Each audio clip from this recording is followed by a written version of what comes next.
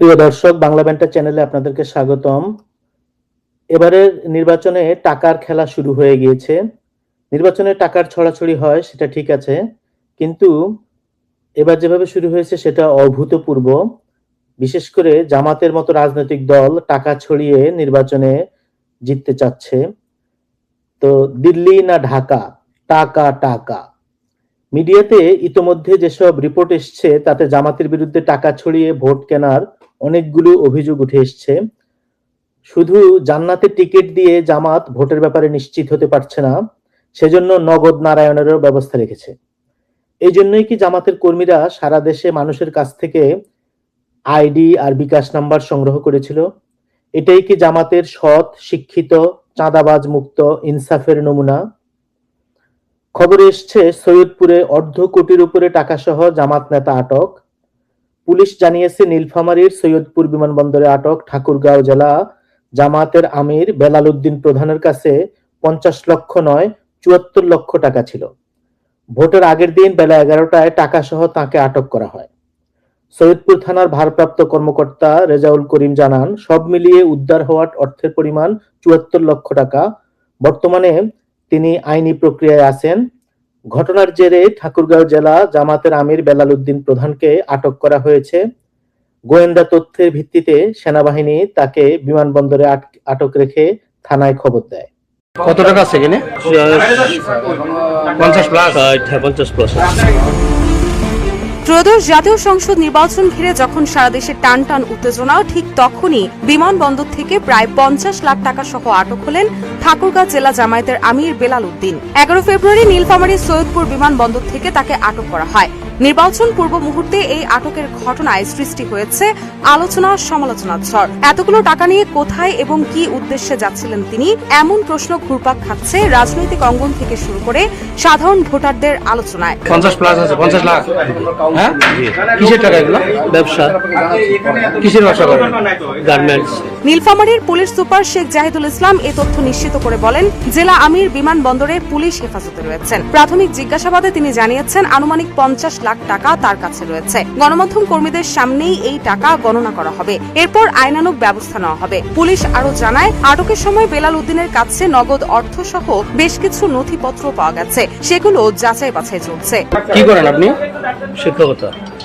কোন স্কুলের? কলেজে? সালান্দর। হ্যাঁ। ঠাকুরগাঁও সালন্দার কলেজের শিক্ষক আপনি? তবে আটকের পর বেলাল উদ্দিন দাবি করেন টাকার পরিমাণ প্রায় 50 লাখ এবং এটি তার ব্যবসার টাকা। এই ঘটনার পরে জামাতের পক্ষ থেকে বলা হয়, নির্বাচন কমিশন সচিবের বরাত দিয়ে তারা জানায় 5 কোটি টাকা নিয়ে গেলেও কোনো সমস্যা নেই। তো নির্বাচন কমিশন সচিব জামাতের মিথ্যাচারের নিন্দা জানিয়ে সংবাদ সম্মেলন করেন। তার নামে জামাতের পক্ষ থেকে ভুয়া কথা ছড়ানো হয়েছে বলে তিনি নিশ্চিত করেন।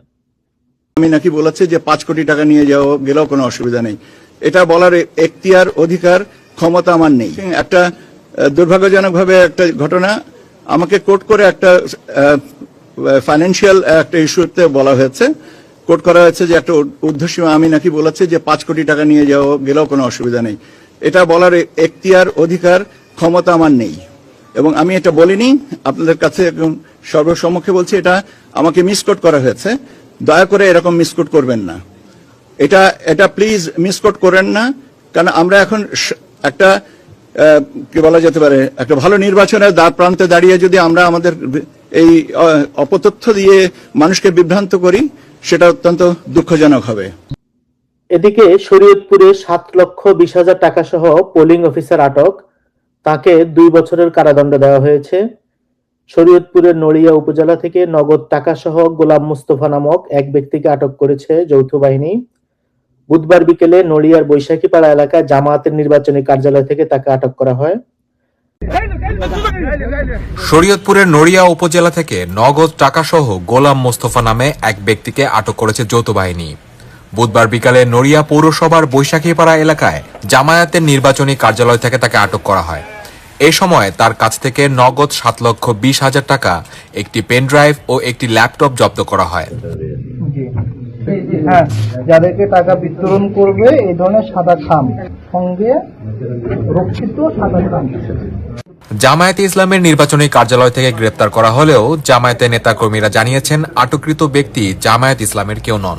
নড়িয়া সহকারী কমিশনার লাকি দাস টাকা সহ আটকের এই বিষয়টি নিশ্চিত করেছেন। মূলত আমার কাছে আমার ইউনুসারের মাধ্যমে তথ্যটা এসেছে এবং আমার ইউনুসার যেহেতু সহকারী রিটার্নিং অফিসার, তার কাছে অনেকে অভিযোগ করেছেন বিষয়টা এই অর্থে যে জামাতের কর্মীরা প্রার্থীর পক্ষ হয়ে বিভিন্ন জায়গায় টাকা পয়সা বিলি করছেন।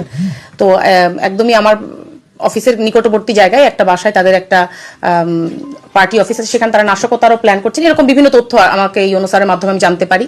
তো যেই বাসায় আমার কথা বলা হচ্ছে যে ওখানে টাকা পয়সার লেনদেনের বিষয়, সেই বাসায় আমরা যাই, তখন মূলত ব্যাটালিয়ন আনসার নিয়ে আমি যাই। তো গিয়ে যেটা বিষয় যে সেখান থেকে আমরা টুকটাক কিছু তথ্য পেয়েছি, যেখানে লেখা আছে কত টাকা অ্যামাউন্ট কতজনকে দেয়া হবে। ওনাকে জিজ্ঞেস করলাম যেগুলো কিসের টাকা, তো তিনি তেমন কোনো সদুত্তর আমাদেরকে দেননি। পরে ভ্রাম্যমাণ আদালতের বিচারক জুডিশিয়াল ম্যাজিস্ট্রেট মোহাম্মদ সুজন মিয়া আটককৃত গোলাম মোস্তফাকে 2 বছরের কারাদণ্ড দেন।